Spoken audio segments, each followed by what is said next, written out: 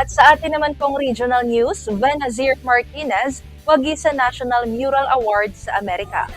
Benazir Martinez ang pangalang nagdala ng malaking karangalan sa lalawigan ng Tarlac at sa buong Pilipinas kamakailan. Ang Filipina muralist na ito ay kinilala at nagwagi sa prestihiyosong National Mural Awards sa United States. Nakuha niya ang National Bronze Award para sa kanyang mural masterpiece na pinamagatang Between Memory and Bloom. Bukod dito, nasungkit din niya ang Regional Gold Award bilang kinatawa ng Foster City.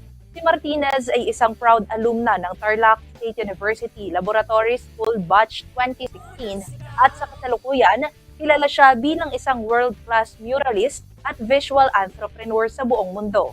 Bilang visual entrepreneur, kilala si Martinez sa pagbibigay diin sa koneksyon ng community, culture at tradition. Kaya naman unti-unti siyang nakilala sa ibang bansa at naging bahagi ng iba't ibang mural project. Kabilang sa mga bansa at lugar na kanyang napuntahan ay ang Michigan, Pennsylvania, Louisiana at Virginia. Naging bahagi rin siya ng Hemispheric Conversions Urban Art Project sa lungsod ng Pittsburgh. Bukod sa kanyang mga bagong parangal, nakatanggap na rin siya ng iba pang prestihiyosong pagkilala noon. Kabilang dito ang The Outstanding Young Man o TOY-M Award para sa Arts at Culture noong 2024.